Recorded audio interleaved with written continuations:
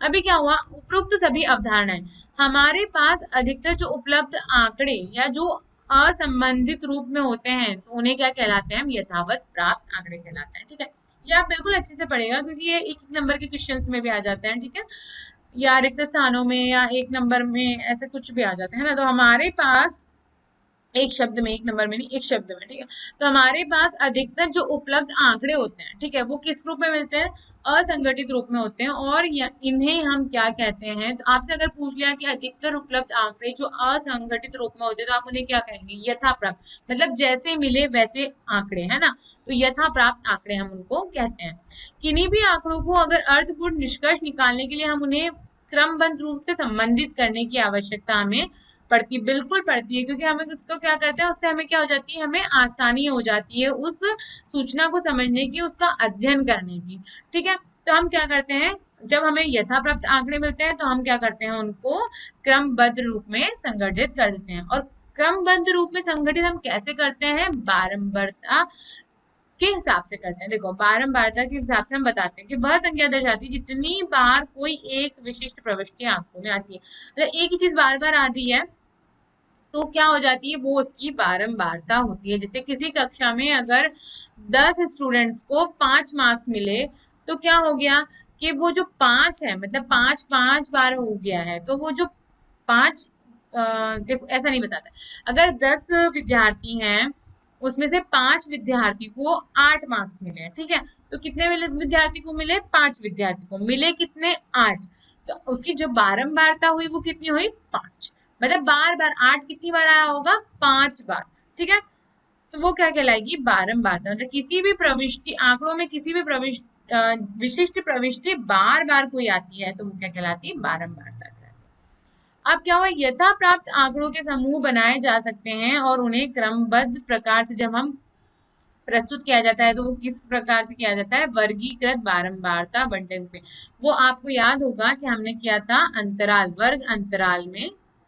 ठीक है, हम क्या करते हैं, उसको वर्ग अंतराल में क्या करते हैं, प्रस्तुत करते हैं। और वर्ग अंतराल से हम क्या निकालते हैं, उसकी बारम।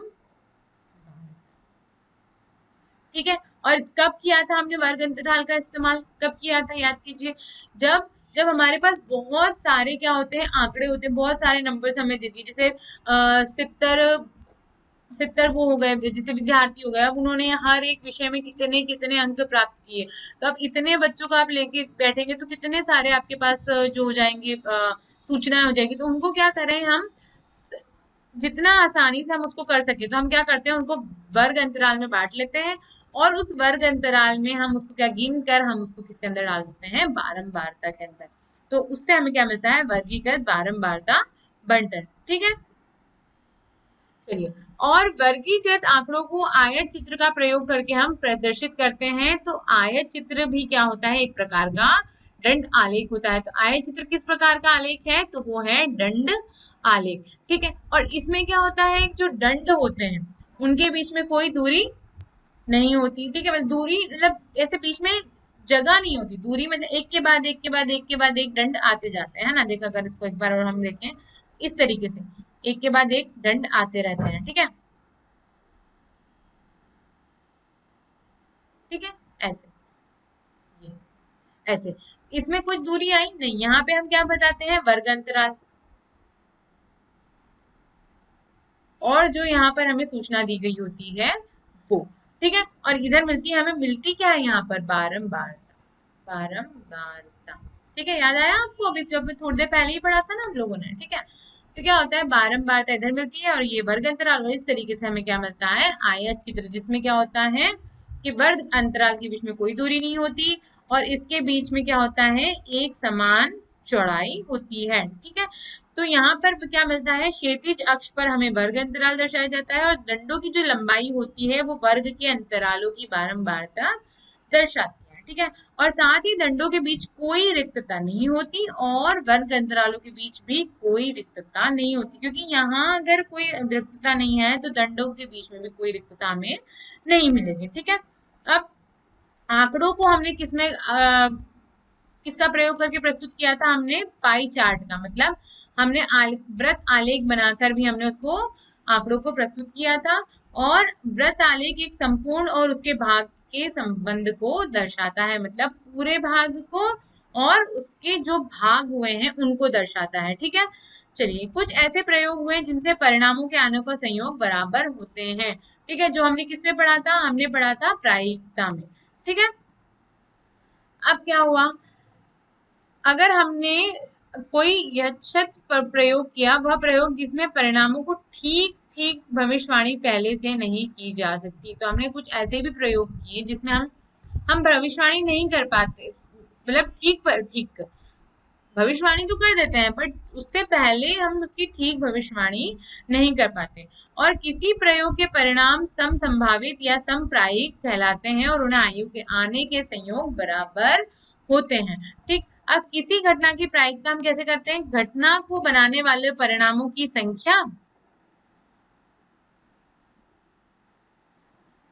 और प्रयोग के परिणामों की कुल संख्या, मतलब आपको परिणाम कितने मिलने वाले हैं वो, और आपको पूरे जो परिणाम है उसका हम क्या कर देते हैं, हम उसका भाग कर देते हैं, और हम जब हमें क्या मिलता है, परिणाम समप्रायिक है। ठीक है, चलिए अब किसी प्रयोग के एक या अधिक परिणामों को हम क्या कहते हैं, एक घटना कह सकते हैं। जैसे समझाया था कि अगर आप सिक्के को उछालते हैं तो चित मिले या पट मिले, ठीक है, जो नहीं मिला वो भी एक घटना है और जो मिला वो भी क्या है, एक घटना है। मतलब जो परिणाम मिला वो भी एक घटना है और जो परिणाम नहीं मिला वो भी क्या है, एक घटना है। संयोग और प्रायिकता वास्तविक जीवन से संबंधित है।